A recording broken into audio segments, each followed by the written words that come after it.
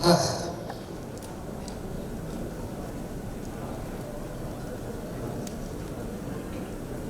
there is tremendous interest in hearing what you all have to say. We have a full house here. So before we kind of speak to this August panel and ask their views and their kind of controversial comments that a lot of people are backing here on various issues, I want to do a little exercise with all of you so that we get a sense who we're talking to. So if you can just by raise of hands tell me how many of you watched any OTT web series in the last 1 week, by raise of hands. And I have a follow-up question. How many of you actually watched anything on television in the last 1 week, by raise of hands? All right. Fair bit of competition. Election, fair enough. Election, OTT would not do election this time. Maybe next time around they will be right there. Buying, of course, a couple of movies each. I'm just going to give a context to kind of where we are in OTT, and then, of course, we're going to open up to a kind of live idea discussion.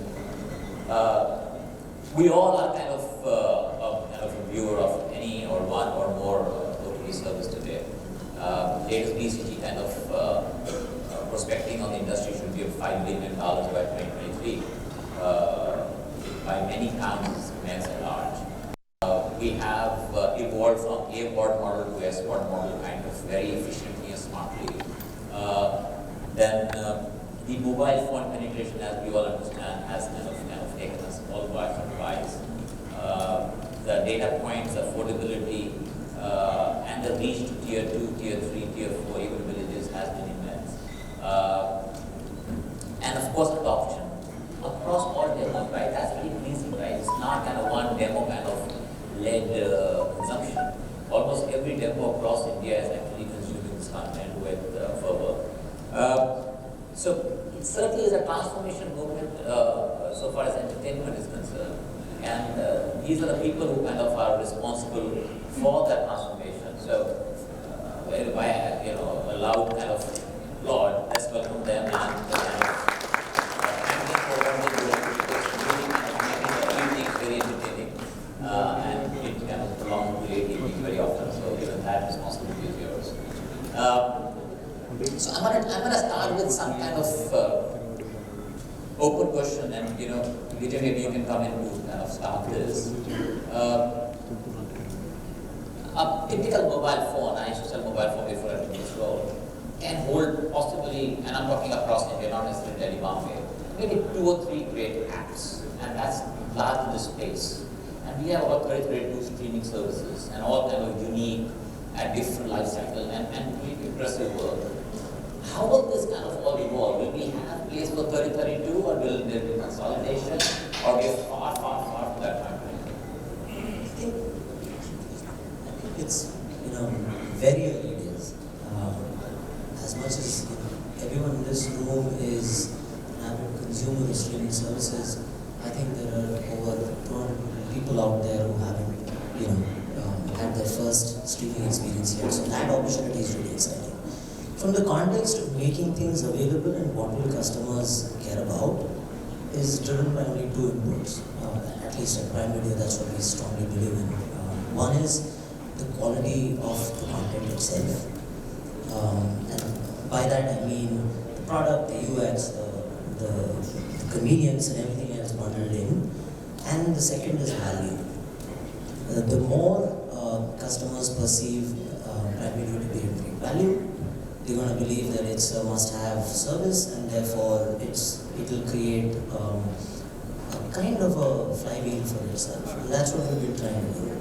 And I would like to believe that this is just the beginning of a long journey and very exciting one for all of us, because we're not talking to any one India, right? We're talking to multiple Indias. So we'll have tons of lessons to learn from one cohort, and when we step into the other, and a whole bunch of lessons.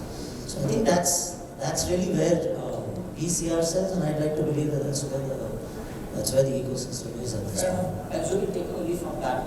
You of course have realized this, that any India is one India, and you kind of champion a couple of regional topics first to start rather than going all over. Right? How's your journey since you are kind of the last entrant at the sense, and also the newest, so whichever you look at? So, as you know, Shimaru has been in the business of content for the last 5 decades, across various platforms and across various genres of content. We actually have taken learnings of all our experience over the last 55 years and brought that all into the OTT app that we've created, OTT platform that we've created called Shimaru. The premise actually has been that we've always seen that the beauty of our content is that it's been organically consumed over and over again. Our repeat watching has been tremendous, even on a platform like YouTube, where we get 3 billion views a month. 3 billion views a month on YouTube, just from organic traffic alone. And we don't spend a dime on driving any of that traffic. We also look at our watch times, we also look at our repeat viewing.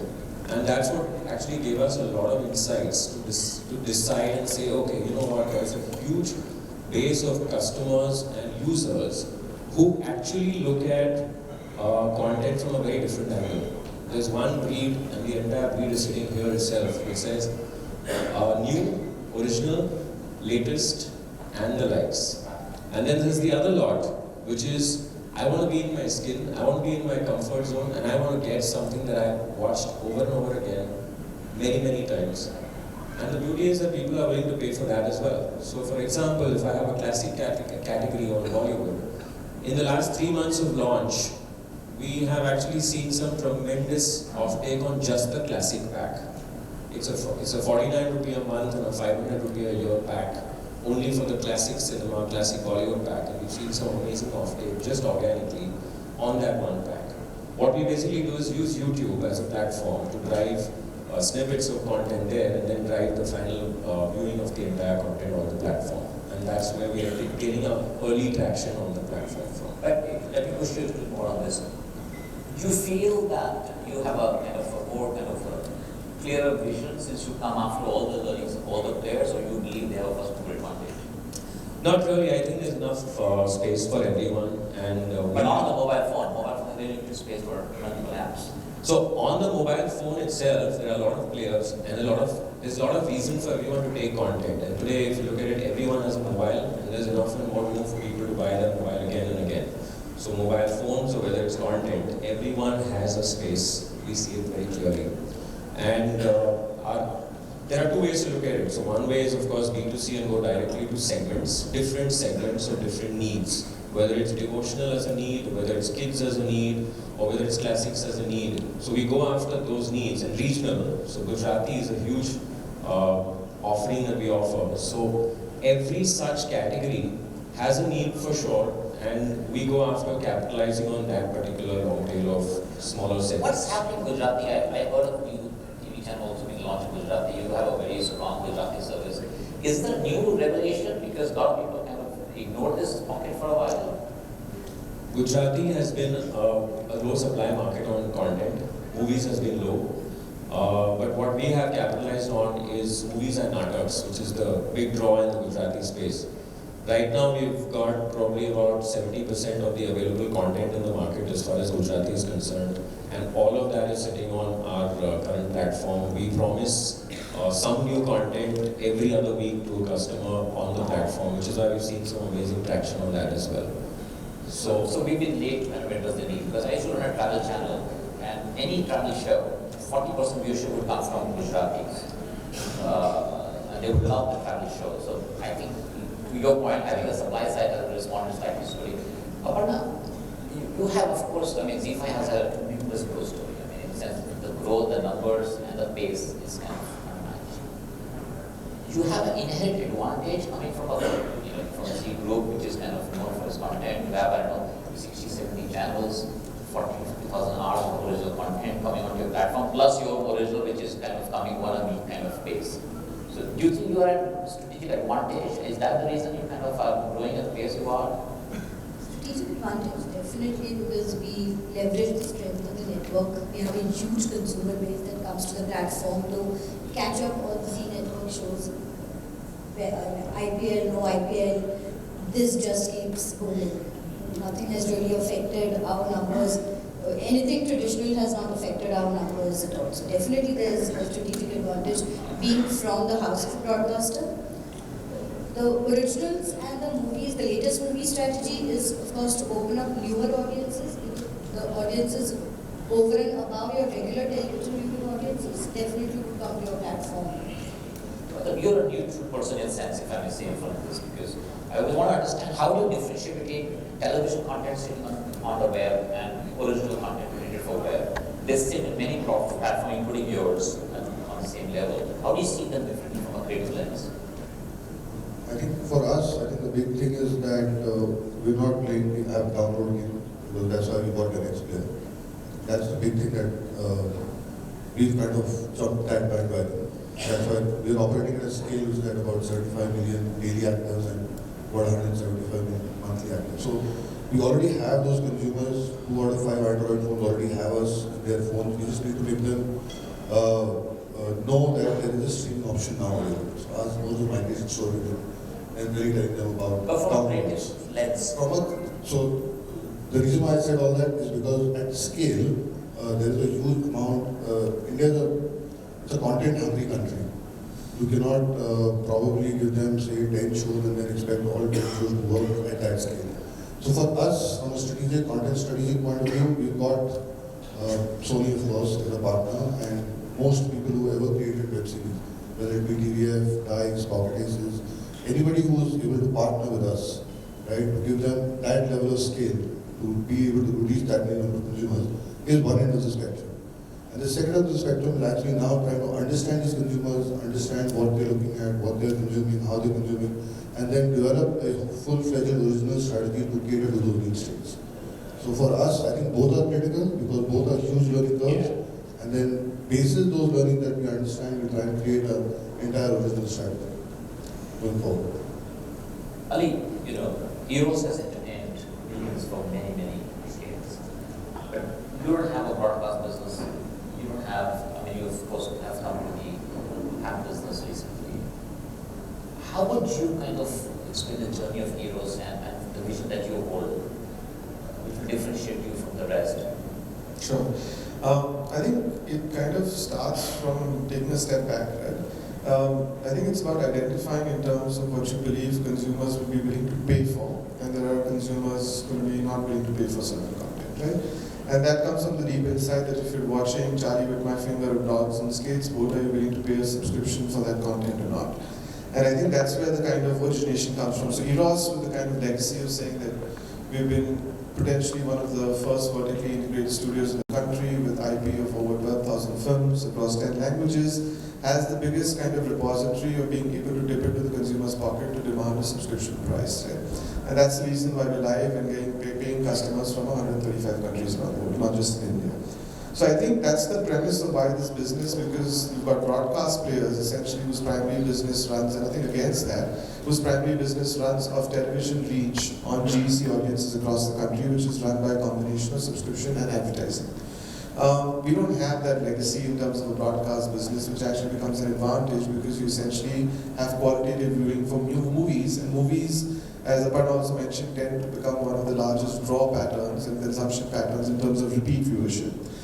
With that experience, we actually take our learning, kind of dipping into what Amazon is trying to do, primarily is trying to do, is look at how you're able to create a premium experience with all the kind of movie production, creative experiences of driving original programming to that level. Right, so for example, we launched a show on Modi. Traditionally, you would have Bombay, Delhi, Bangalore coming in as one of your top 3 cities, but the number one city of viewership was Ahmedabad. So I'll just give you an example of potentially we being able to actually attract newer audiences to the internet and internet video for the first time, where Ahmedabad doesn't feature in the top 10 cities in any marketing content campaign for the first time with a show like Modi. So what we're doing is kind of taking the movie kind of catalog which is more mass market and then trying to create a more younger audience with the same values of experience with some of the originals that we've done, and whether it was stuff we did with Flip with Bijoy, or whether it was Modi with Umesh Shukla, or whether it was Smoke, I'm saying that's where we've got to learn better with each show that we've launched in the last 6 months. Vijay, I hear, you mentioned about international 135 country United States. So we mentioned about deeper pockets into Gujarat, Punjab.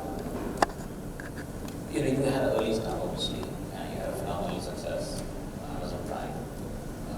How do you see when more players are coming in? I mean, is there pressure on you to kind of do more faster, or you kind of wanted to see how they fare and learn from them? What is your opinion on the more players coming in? Well, not really. There's absolutely no pressure. I think our singular focus has and will always remain the customer. For us, everything we do, all the decisions we take, and every bit of product, experience, content that you see, and the value that we try to drive is driven from our constant understanding of the customer's tastes and preferences as it exists today, and being able to evolve with that, because it is entertainment after all. You know, they will get more discerning as you tell more stories and so on and so forth. So and I didn't speak about the many Indias. Their tastes and preferences change. So we remain very committed and driven by understanding her needs today. And if you look at how we've gone about building this out, it follows a very easy to understand pattern. Firstly, we believe, the interesting stat is that A.in Amazon.in delivers to 99.9% of the PIN codes in India, which then makes it very exciting for us, because we like to believe that we will want to cover the length and breadth of the country as well, right? And if that's the case, then we've got to be driven by pride. We've got to be able to give them the latest and the greatest movies, because movies build familiarity, and reviewing is, as my colleagues have just touched upon. But what's also interesting is that movies draw people into a new service and allow it to become a habit, right? Because it comes with built-in awareness, it comes with a certain level of expectation. There is a price comparison they make for the there was no place for customers to access it. And if you look at the success that we've had, right from Inside Edge, which was our very first show, to more recently Former Shots Please and Made in Heaven and Mirzapur and all these shows, we've really committed to the cinematic ambition. You know, finite fiction, heavily serialized, with the potential of multiple seasons. And what we've learned here is that it's a craft that takes time. You know, so you can't rush it. You can't expect to be doing it just because there's this innate demand from customers and try and cut a few corners. We recognize that. It only stays cinematic if you're able to give it the time it takes to be able to bring it in its full glory. And so I think we're going to stay committed to doing all of this stuff. And as long as we have the vote of confidence from our customers, and we believe that we're giving them value, which is, and believe me, our customers are very vocal. Yes. They tell us what they like and what they don't like, and it all happens in real time. And I think that's really what drives us. And I believe the opportunity, as I said, is just about getting started. I would like to believe this is true for everyone. You mentioned earlier also many countries, many India, one India. Are the sensibilities of Bharat and India from a consumer point of view OTT are very different? I mean, you plan content, create content kind of differently from the two? They're even more nuanced. I think Bharat and India is kind of simplifying it. Okay. All right? It's way more nuanced. I think the magic here is that if you tell a great story, we've noticed that the more authentic you are to the roots of the story, the more it travels. Right. You know, I mean, Mirzapur has fans from Coimbatore and Trichy. And one would argue when you were sitting developing the show that, hey, this is not even going to be understood by people who speak regular Hindi, right? So I think that's the magic. But you have to keep in mind that even when you're creating content, say in Tamil, what will work in Madurai will be deeply nuanced versus what is cosmopolitan Chennai. And I think that's just the name of the game now. And the beauty is that creators have the opportunity to actually do this without any of the economic constraints around it. Right. But one is, of course, same content have multiple languages, and of course, to this point, if the story could be from any part of the country, if it's done well, it can resonate across the world, as we've seen in many content cases. You, of course, have a lot of original content going in Tamil, especially now, and perhaps in Bangla later. When you kind of think of Tamil as an audience, or Telugu as an audience, or versus North India as an audience, what are the kind of filters you apply which are any different? Great storytelling and narratives, but of course, one can't take away the credit from that. but how true the story is to its roots. Is it a story that is meant to be told in Tamil? Will it largely cater to my Tamil speaking audience? And in fact, it's not anymore just language or a city or a particular demographic anymore. It's a segment of one almost for all of us. So if it's a great Tamil show, we not just see those in Chennai or other parts of Tamil Nadu or Sri Lanka or Singapore consume it. We have a lot more audiences even nationally which want to sample this show. We recently launched a show called Auto Shankar. It has had such phenomenal response from across the country. So it's not remained only a Tamil show anymore. I just want to add a point here because I know while we are talking about all the content we are creating, it's important to understand, also recognize that there is a shift when it comes to authenticity. If you look at the success of a recent Kannada film called KGF and the success it had in Hindi, alright, everyone earlier used a label of Bahubali, which was really fantasy, and so it was agnostic to regions. It was set in a period that everyone could relate to. KGF is set in the 70s and the 80s, and it traveled and it did upward north of 50-60 crores as a dub film. I think it was the first dub film in Kannada. On that point, has the consumer changed and evolved in the last 30 years, or only the access has changed? Is your access the same thing? Yeah, I can answer. I think the consumers evolve, right? I think there's different sets of consumers watching television and there's different sets of consumers watching this because the new set of consumers have been exposed to a lot of the shows originally that started off in the US with the likes of Netflix, Hulu, Prime Video themselves, and a lot of the kind of top 5 to 6 cities got access and the penetration started with the classic kind of early adopters. Right? And I think that started off as a culture, and then that culture kind of translated to what India has to present in terms of original programming. So, picking into what my colleagues have said, I think it's important to be true to your story because that's where the audiences start drawing in. I think we spend a lot of time on languages, but I think with like globalization, you can buy the same piece of clothing anywhere around the world. Essentially, content travels better, or even like music and content travel better than potentially like commerce. We're holding this debate in English, and most of the audience speaks English as the first primary language. When you see consumption of entertainment and we see television, we see OTT, perhaps less than 5% is in English. What really is the future of English content produced in India on these services? I'll try and answer that question in two parts. I'll just take the conversation forward here. I think all content is really catering to a need state. Right, to us, if it's a voyeuristic need state or excitement, escape, there is something that the consumer is actually wanting to watch to satisfy a need state. That would come from any story or any language. We'll watch Narcos in Spanish and read the subtitles and be really happy. KGF is a great example. That story is travel. If the consumer is wanting to watch that story, he's in the mood to watch crime, he's in the mood to watch something, he will find the content that he's looking for. But it's not growing. But in English, the only point is that if it is only in English, right, that to me at a scale operation, you negate a huge amount of audience for sure. Because if it just becomes English, then you have negated a huge audience as such. But if you're available like in multiple languages, even with that English option, probably the story will go a lot further. So the availability of the story in multiple languages is important. Which language then becomes largely a strategic market sizing kind of discussion. Are you planning an only English product? For us, at that scale, it's really tough. I don't think we'll ever do it. No, but I think there's a different way to look at this, right? English was restricted in terms of distribution because cable operators and channels controlled in terms of what frequency it ran on based on the carriage.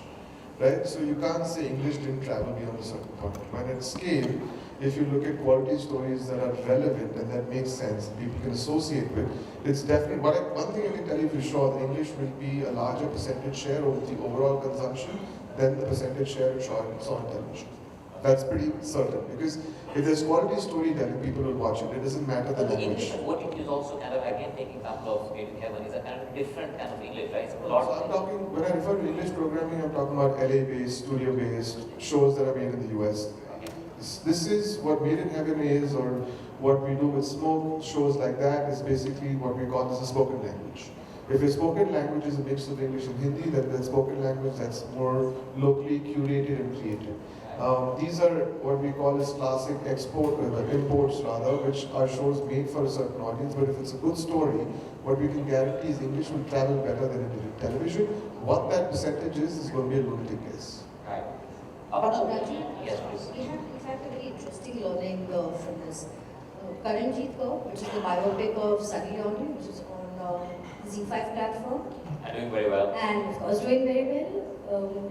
Its original version was in English because of course we had to remain true to the story, and because she was born in Canada and raised there, obviously she would speak English. It would be unfair to make her speak in Hindi and Urdu. So the original show is some bit of Hindi, a lot of English and Punjabi. That was the language she spoke with her family. And all initial research before we launched the show said that isme bahut English hai. There's a lot of English in this. A lot of our accent couldn't be followed. And of course we aided it with subtitles. And then the feedback was, ye bahut jaldi jata hai. It's too fast to read subtitles. So now on the Z5 platform, you have a Karanjeet Kaur, which is in English, a pure Hindi version of it, which is very desi, which is, if there were a commercial film on Sunny Leone's life, that's what it would be. A Tamil version, a Bangla version, a Marathi version, Telugu version, and a Malayalam version. And let me tell you that the Hindi, Tamil, and the Malayalam version are the most shocking of it all. Jubin, when I speak to my friends in television and content creators, and they want to enter a new market, they want to understand the culture, the base level consumer, and what inspires them to watch content television. When I speak to the web service agents, they're trying to kind of push the boundary, they want to experiment a little, they want to take the society to the next level. How do you balance the two? I mean, are you going to change the society? Are you going to emanate from the society? And how do you want to make it to a casting a new market altogether? So, as I said, there is already some learnings of a particular segment in a particular consumption form. For example, we've seen a lot of traction of all our content on a DTH platform, which is a DTH value-added services. Over and above your normal Tata Sky pack, you can buy another service. And we power a lot of those services for the last 2.5 years. We've seen some tremendous traction for paid content happening out there. So that's one learning, and we take all those learnings to decide, okay, this is the kind of traction, this is the kind of content, these are the kind of films, these are the kind of shows that will actually work in that kind of a market or for that kind of a segment. We have some sort of a run-up to learning on that front. It may be But a popular narrative I hear in Delhi market elsewhere, I watch OTT because this content was never available to us elsewhere. In a sense, because it's not available on television is the reason some of the content actually has been loved and appreciated by audiences. So how do you balance the two of learning of the past, which is perhaps doing the same or more of the same, versus doing new? So we see it as two parts of the same coin, or two sides of the same coin. There is, of course, the new and the fresh content that's available and that is supposed to be created. Frankly, we look at it from a profitability point of view. It's still a while away, and it probably will be a burn game for the next 5 years. We also see on the other side of that same coin, we see that there's a huge amount of traction for existing content being replayed on another device and consumed. And there's a huge traction, smaller segments, but a lot of traction for people to pay for the same service on OTT. And I'm seeing that already happening in the last quarter of our launch. Right. Vijay, on your right, of course, is a lady who has power of 50,000 content pipeline coming every year. So my question to you is, and I'm sure you can also kind of open those pipes if you wish to, how much content, original content, is actually enough? I mean, we have a major player who doesn't do more than 800 hours of original content in a year, does fantastically around the world. That's a really interesting question. There's really no magic number. And what we believe is impactful content. So all along, through our evolution to where we are and where we're going, our goal is to be able to bring to our customers consistently content that reflects their tastes and preferences in the most impactful manner. So when it comes to movies, we go after the latest and greatest and we try and bring it at the earliest window possible. So that's something that we do. When it comes to original series, we do not wish to compromise on the cinematic vision whatsoever, and we recognize it takes time. And so we're willing to curate the content and give it as much time as it takes to get to some kind of a reasonable cadence, which is, if you look at the paths, we had one show in 2017, we had 5 last year, this year we will exit with 10 and hopefully 12 and thereafter. So it takes time. But frankly, I don't believe that we're at a stage where the customers are thumping on our doors and saying, I need X number of hours or Y number of hours. What they're really asking for is, tell us great stories. We do have a very strong ambition to be able to tell fresh narratives to existing themes. We do believe customers today are in an evolutionary society, and so certain entertainment mediums provide them with what was or what is. We are about what can be or what truly is. And so there are all of those creative decisions to be taken. So insofar as we are concerned, I'm very happy that there are multiple services that have different pipelines that have broadcast input and so on and so forth. We believe that ultimately the customer is the one who's going to make the choice, and she's pretty smart. You've done tremendous work in consumer research. You have all listening tools, all techniques available.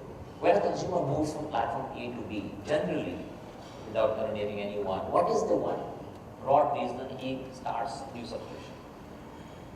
Well, I can't speak for movement, but I can definitely share with you why she would start watching Prime Video.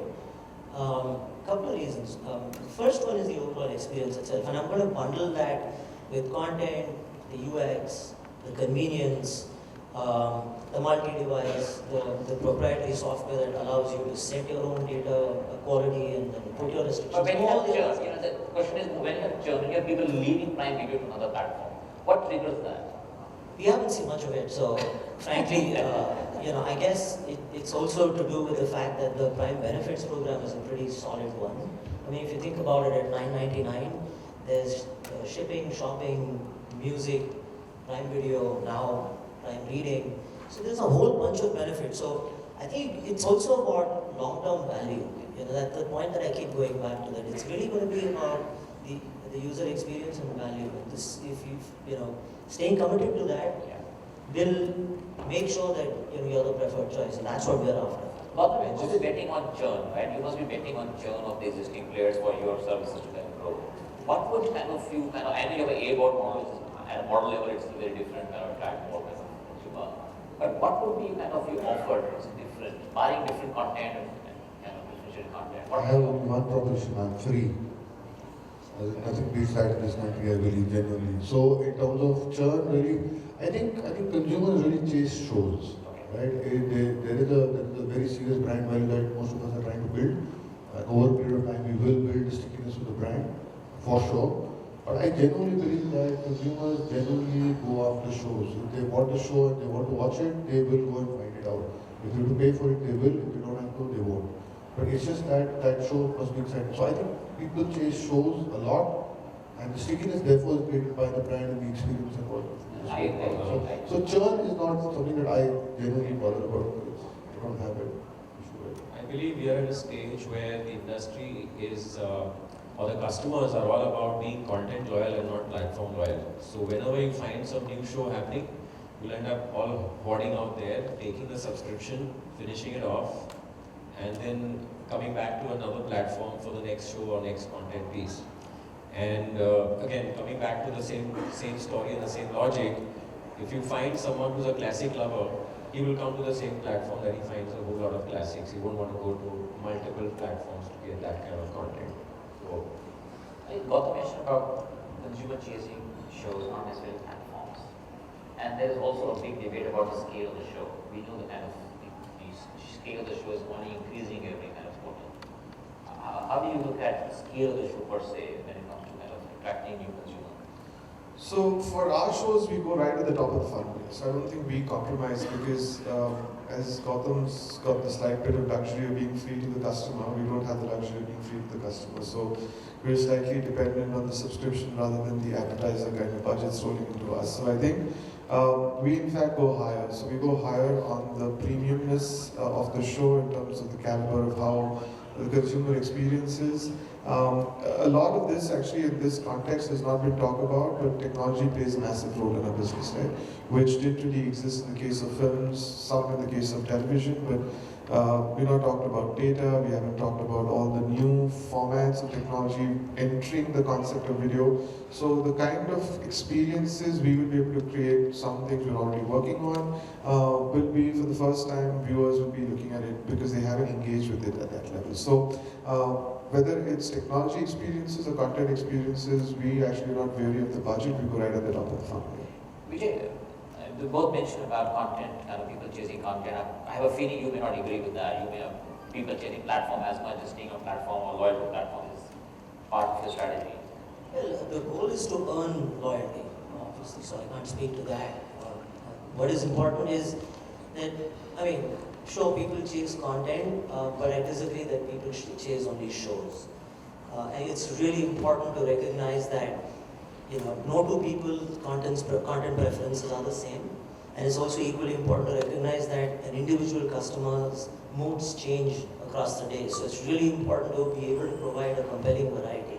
So sure, they come in for the content, and it's important for us to keep them really engaged by giving them a compelling variety of content. But I don't think it's just shows that they go after. I mean, there are so many inputs to that. The amount of time you have, what kind of a mood you're in, you know, what kind of a day you had. There's just a lot of that, and then we've seen even among the shows, a show made for really young people, Promax, being enjoyed by 45, 50-year-olds because, you know, everybody loves to have a laugh. And so it's really important to be able to provide a wide variety of compelling pieces of content across formats, because that's what drives engagement, and it's really day one for us. So we're not going to be taking our foot off the gas anytime soon. About the prime time on television is well understood. What's really the prime time for OTT? Is it different for every app? I understand you're on demand, which is great service, perhaps a differentiator. But is there a prime time, peak day? Well, the 24/7 project doesn't go away, but the fact remains that we do see peak in the evenings. So 7 p.m. onwards, you will see a clear peak. So people are still working at work office, right? They're not working from home. People are possibly, yeah. Some of them are driving. The lucky ones are driving home at 7 o'clock. Mornings 10 to 12, we tend to see good peaks. Weekends are definitely the best. So whether it's weekends, whether it's long holidays, we love Friday holidays and Monday holidays, all of us. And while TV would have really worried about long holidays and that the numbers would drop, OTT and all of us, I'm sure, see great consumption, great binge viewing during Television generally dips after 11. You peak after 11? Yeah, we peak after 11 because most of our consumers would start watching something at 9:30 and then would continue watching it till the wee hours. So what do you think is the reason? Television could not serve these audiences, or you're serving something different? Because television assumes the audience is gone, media planners felt audience are not there, the ad dollars are not there. Television would be episodic in nature, right? So you would have to do a Monday to Friday to finish watching your show, and then after 11 p.m. would be the so-called matured time bank. So, but they were still put the best movies. I mean, channels already for ours. You see English movie channel, Indian movie channel, they put the best. I guess it's more of a convenience factor that you've liked something and you just want to finish it. Most of us are creating such compelling content that after the first episode you want to binge view and see what happens next. Or is it like a me time? So I think the answer to your question is that cater to a different demographic, right? If they cater to essentially within the mass market is male, female, above 30-35, you're actually catering to a different kind of demographic, or rather psychographic of audience. It's not even a demographic of audience. Hence, their behavior patterns, their daily patterns, their need gaps are completely different. You're trying to kind of start with a certain core and then create that core to become a larger subset of a larger audience. 6%, 11 o'clock, the person doesn't change up really. Not necessarily. So what we experienced, because I was in Viacom also, we were part of the launch team of Colors, right? So what we experienced at that point was the fact is that there were people that were watching shows like even Roadies during the same time in terms of catch up on YouTube during prime time time. So it's actually because India is a single TV household phenomenon per se, a lot of the younger audiences are actually watching it on their digital platforms in the same same time, and sitting in the same family room. So what you're getting is similar patterns to television in terms of viewership peaks, but the programming is catered to different psychographic, and I think that's the core differential. Fair enough. Not the early days, but I want to ask you something. I mean, what's really surprised you about your job? I mean, in the sense of response, success, failure, besides bosses?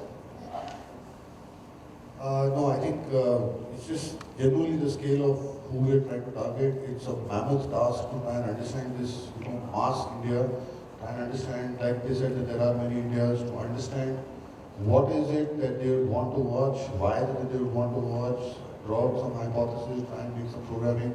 Unfortunately for all of us, it takes, by the time you understand this audience and by the time you actually create the program, it's a year down the line. And data is changing literally every day. So, it's kind of the most interesting part is how do you actually understand this amount of data that's actually being captured. And then from a content perspective, because if you want to deliver quality content, it cannot be delivered quickly, let's be honest. Right? Anything that is slightly premium has to have that cycle line to understand what works, what doesn't work. The most interesting part of my thing is that generally at that scale of operations and that number of consumers, how do you really peg, how do you make sure that, how many of them are universal shows, how many of them are specific shows? Is literally the multiplex, single screen arguments at any given point in time? Is the argument about saying that everybody, if you ask a movie producer today, he will never tell you, oh, this is only for this set of audience. Everybody wants to do a Dangal because that's the way it goes, right? The more broad-based the audience, the more the numbers. I guess it's all about that. But yeah, I think that's the most interesting part. Plus, the problem that I think all of us on the table are facing is that we all do want to create that premium content and premium this thing. The talent pipeline isn't that big. That's the other challenge that I think we all face. The other end, to create it as well, there is an ecosystem that exists for television, there's an ecosystem for feature film, there's an ecosystem for advertising. There is no ecosystem for 200 to 400 minutes of premium content that exists. We are all trying to figure this out and create that ecosystem together. And I think we'll all benefit over a period of 3 to 4 years, hopefully. But we are all amongst friends here. I mean, so you can do some candid confessions. Is there a piece of content you wish you had on your platform, you got your hands on that piece, which perhaps would not come to your platform? Is there something you admire a lot? As a personal view, it would be very different, but from a platform point of view, we are programming for the mass Indian, and we are very proud about that strategy, right? Fact remains, the international platforms who have a legacy of a whole lot of international content will, I would say, not just take time, but will still cut across different audience sets very, very differently. We cater to the Bharat, right? I mean, while of course the distinction between the India Bharat and you see the lines blurring and things like that. Where is India left anymore? I mean, I don't see any India, I only see Bharat everywhere. True. Yes, and that's really the huge telco revolution with the Jio and things. It's all Bharat anymore. It's not just those premium telco players anymore. So from our platform point of view, we are very happy with the kind of content we are making, the kind of pipeline we have, because these are all stories that are going to be very real, very relevant, and are going to resonate with the Indian masses. That's really where my own personal preference would be anything different, but we hardly represent any percent of the population. Everyone in this room is a very small percent. Which it's said that you stop growing when you become very comfortable. So what are the steps you take to keep your team uncomfortable? I don't have to do much. One of the most spoken of and one of the most fitted philosophies at Amazon is day one.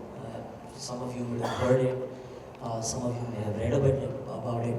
And Jeff Bezos has this really interesting philosophy that keeps the company's culture rooted to day one. So there's a set of characteristics that are defined, which all of us embrace the minute you walk into the portals of Amazon and you're constantly tested for it.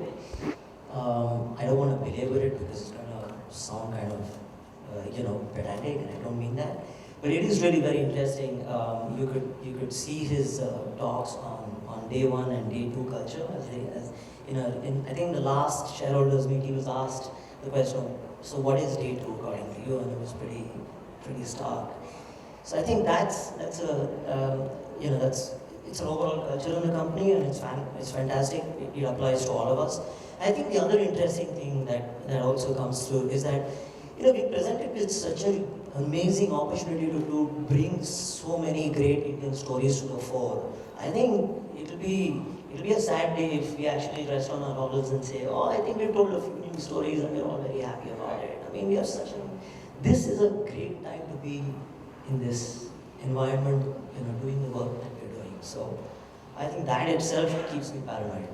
Fair enough. We'll take a few questions from the audience. So if you just introduce yourself and ask a question.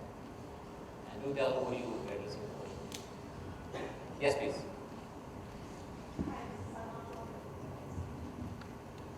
Sana from Indian Express. Yeah, hi. Mostly as SVOD platforms, how much has piracy kind of affected your business, and how do you plan to curb it in the coming days? You want to answer that? Yeah. Yeah, so I He think said days, in coming days. No, so I think the way we try to fight piracy, at least that's the culture that we come from, is that we make it like we almost make the pirater feel sad and bad about the fact that he's pirating, or he or she is pirating, right?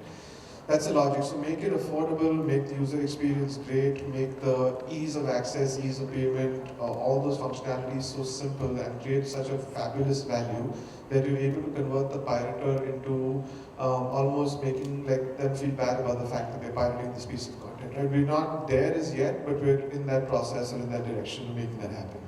And I think from a regulatory perspective also, there's a lot of things that will potentially, and technology will play a key role in terms of, whether it was a lot of the Pirate Bay kind of sites, torrent sites that were kind of curbed and controlled. There's a little bit of cleanup. So I think it will be a joint effort on the infrastructure side of things and the regulator side of things, and even with all platforms, with the education that we're passing on to the audiences, right? Rather than going to that store and buying that pirated DVD or downloading it off the torrent, it's almost like all this marketing and all this investment is also going and partially educating the audiences. So I think movies suffers the most. I don't see TV getting that much pirated. Some of the originals also have been pirated. We heard of obviously what happened with the Game of Thrones, but I'm saying that what we're trying to do is almost make them feel bad.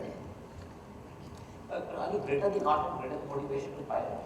Therefore, the greater the compulsion for us to deliver great value to the customers. I mean, she's smart. If she sees great value, there's no reason, because this is so much more convenient. No, but I think also like the experience, right? Right now we just talked about HD, there's 4K, 8K, there's AR, VR, there's immersive video. Pirates won't do any of this. So when you look at the future of video per se, the future of video piracy is not going to be relevant because you can't pirate this per se. So, tech will solve a lot of the problems for sure.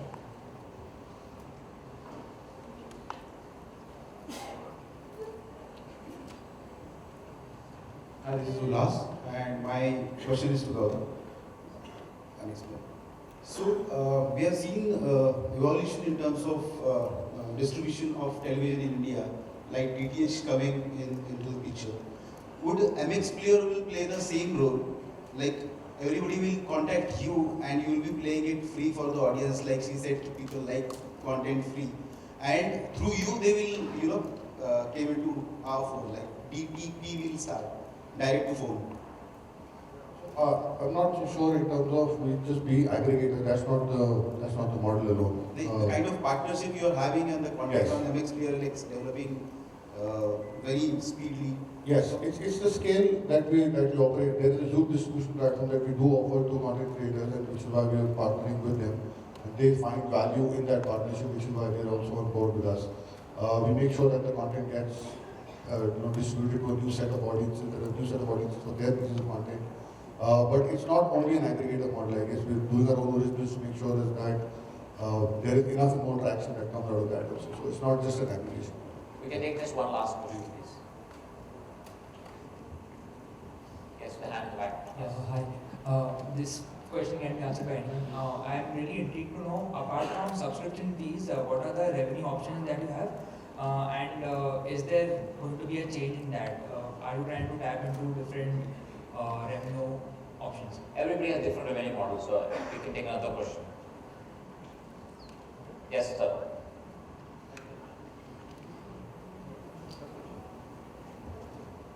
My name is Siraj Sayyed. I'm from filmfestivals.com. The question is to Zubin Zubair. You've been a player in the media and entertainment sector for about 50 years now, like you said. But the overwhelming content that you had earlier was all film-based, or in fact, feature films themselves.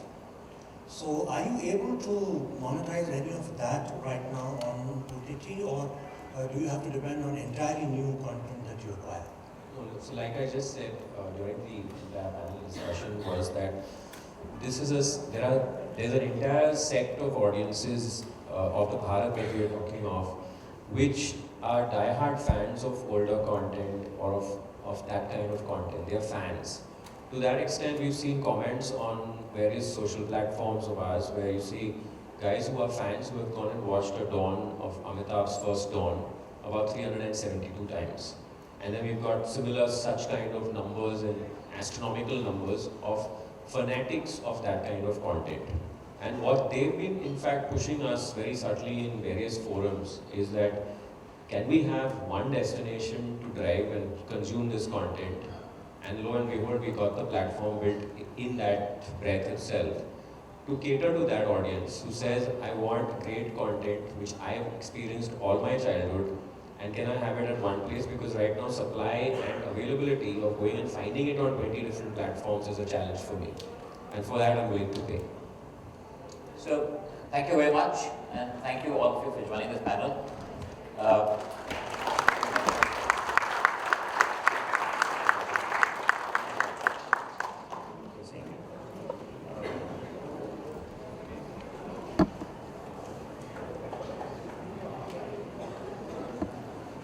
Thank you so much, guys.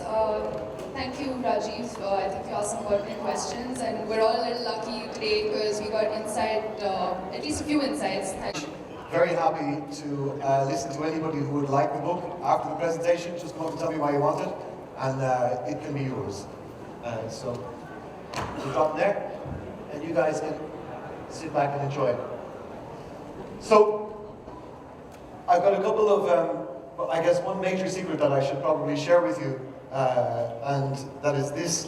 Well, hang on a second, I can do it on this thing. It is this. Yeah, I'm Irish, and I've been living in Oslo for about 13 years. And guys, I can't tell you how hard it is to try to persuade the Russians to allow you to go to India to talk about the Russians. Yeah? So the fact that I'm here in the first place represents a great success, and I should thank my team that I work with in Oslo for giving me the opportunity to get down here. So today we're going to talk to you a little bit about two projects. 1917 Live and Romanov's 100. 1917 Live was a year-long, 12,000 tweet historic role play that answers the question, what if Twitter existed 100 years ago? And it tells the story of 1917 in Russia, Russia's revolutions, in real time for 12 months. It ran for 12 months. The tweets remain online, and we've also downloaded the entire database, which we make available to research institutions, historians, historiographers, and anybody who's interested in working with that kind of content. And I'm delighted to say we've already struck up a couple of contracts with research institutions, and we're taking that on. Romanov's 100 is a photo-based social media documentary that works with 4,000 photographs that were taken by Russia's last royal family to piece out a picture of what we would call a lost Russia. The materials for all projects are available at these two websites. Everything from the tweets, the Instagram posts, the YouTube videos, through to the promotional material, which I'll certainly hope to focus on with you today. I want to also thank the guys from the previous panel, and certainly thank my fellow speakers today, because it's been amazing to come so far and to realize that the principles of our work are absolutely one and the same. And I'll be speaking a little bit about authenticity to you today and how we managed to realize that in our work. So, our storytelling was largely based on these three principles.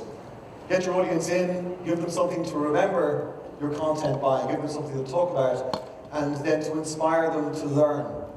I think that's probably the end goal for pretty much all of us in the room right now, and I think that's where audiences are going. My own background was in journalism and social media. I watched in a Moscow newsroom as social media collided into the news industry. And I'm not sure about you guys, but I'm pretty convinced that the result was not entirely pretty. But what we do have as a result of that, excuse me, is very savvy consumers who demand integrity from start to finish in storytelling and demand authenticity because they're aware of the dangers out there in the digital environment. Stories, Annie Murphy-Paul wrote of stories that she says they have the capacity to reach the capacity of the brain to construct a map of other people's intentions, a theory of mind. Narratives offer a unique opportunity to engage this capacity as we identify with characters' longings and frustrations, guess at their hidden motives, and track their encounters with friends and enemies, neighbors and lovers. So in this sense, we're speaking about stories and not scripts. Stories spark the imagination. They trigger a reflection through which learning occurs, a different kind of learning that inscribes itself on memory.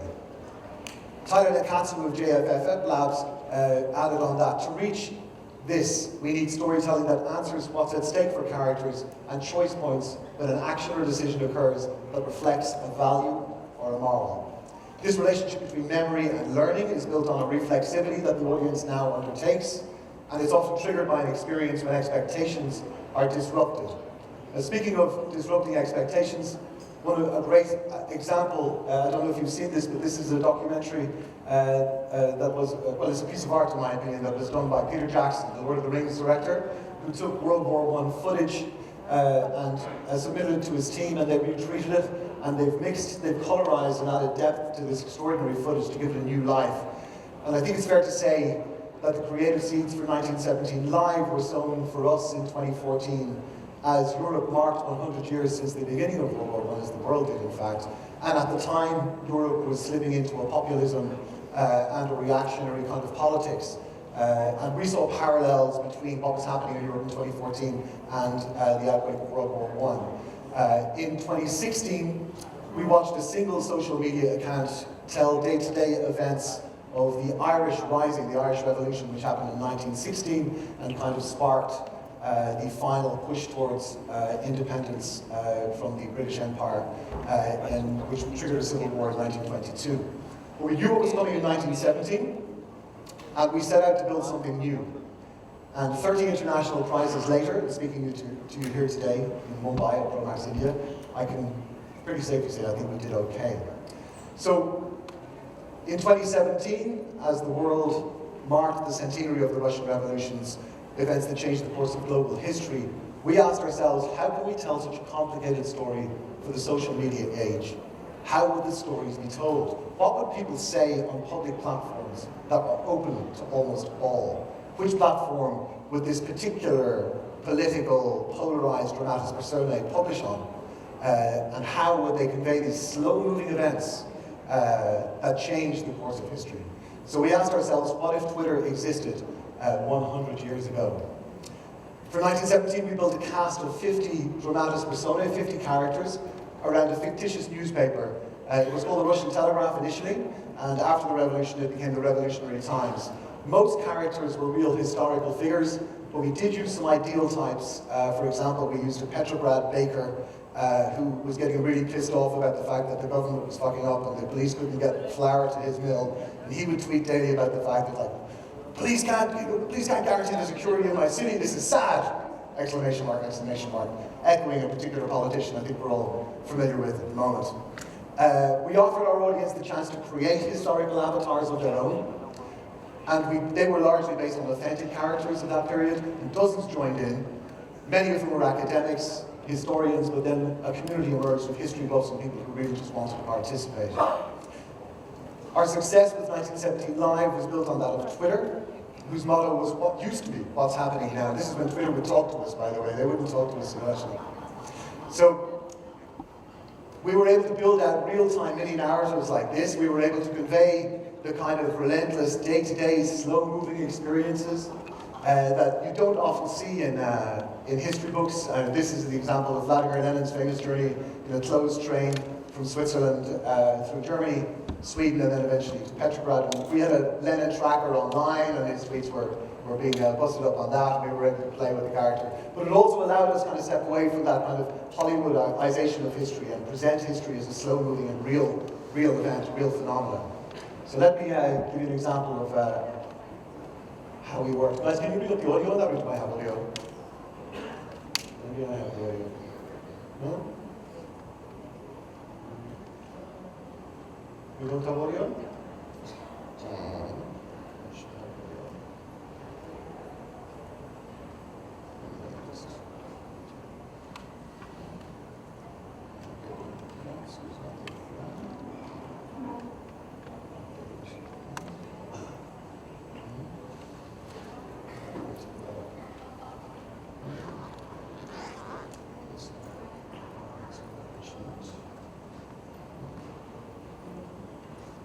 Start again.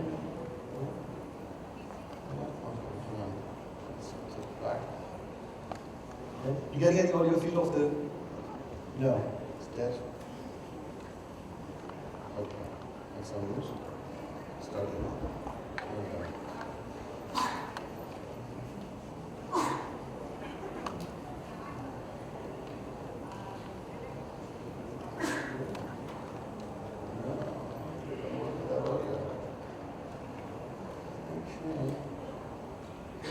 Okay, sorry guys. We had audio this morning, but we don't seem to have audio now. Okay. The initial history line? Yeah, okay.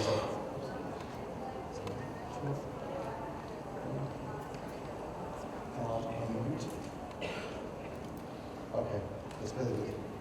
Maybe not, yeah? Okay. So, yeah. What we did was basically build an ecosystem, a video ecosystem. So this goes back to, I think, some of the issues that you guys have been talking about today, but some of the issues that were talked about in a couple of brilliant workshops yesterday too, about layering your storytelling and adding kind of platform layers around that.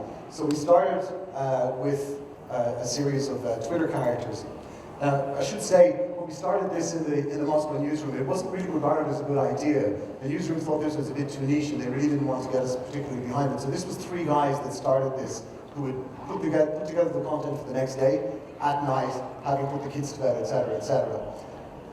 After three months into this project, we submitted for a shorty, and we won a shorty for education. One of us went to New York, came back with a shorty prize, we put it on the table in the network, and said, guys, we just won a shorty, and they said, that was freaking awesome, guys. Would you like to speak to the video guys about maybe doing some content around that? Would you like to build it out? So it became a much more sophisticated storytelling operation once we got involved with the promotional team, about whom I'll speak later. This was a Vladimir Lenin Periscope that went very well in an authentic recreation of his hideout. I'll talk a bit more about that in a sec. And this is a 360 series that we made, again, that told the story around Moscow and Petrograd, particularly during that time. Now, our work on 1917 Live brought us into regular contact with the Russian state archives. Why? Because content is king. You can't just publish your text tweets, people aren't going to engage with that. We needed documents, PDFs, pictures, and file footage. So during our work in the archives, we came across a large trove of photographs that had been taken by the Romanov family themselves. They were camera geeks, and we persuaded the archive to allow us work with them. They digitized these photographs for us, and we built a project known as Romanov's 100 out of that. The project itself, I think, is probably, it's a visual storytelling project rather than a kind of narratively driven storytelling project, and it works in a slightly different way. Let's take it on. So the Romanovs, as we now know, they were photography pioneers. They owned the first Kodak cameras, and they owned panorama cameras. So panoramas were being taken in 1903 using Kodaks, even if not a little bit before that. They weren't invented by Apple. Let's just be very clear about that. And the Romanovs also had a workshop in their palace where they developed the photographs, and they would even colorize some of the photographs. However, this extraordinary trove of photographic archive was kept obviously in the dark during Soviet rule, and we were the first guys in there to have an opportunity to work with these photographs in a new way and give them a new second digital life, as we call In our campaign methodology, we decided to focus on single photographs and try to build out backstories, and I'll show you a couple of promos, which I'm really hoping will have audio, but anyway, we'll see how we go. So we turned 4,000 photographs, all of them by the last Russian royal family, into image-first social media narratives. Accounts over 4 social media networks review the last decades of the Russian Empire, as seen through the lenses and the eyes of the Romanov family. And every published photograph was thoroughly researched to create platform-native storytelling. So one of the most important decisions we made in telling both stories was choosing which platform we publish on, and in what way. Each has a voice,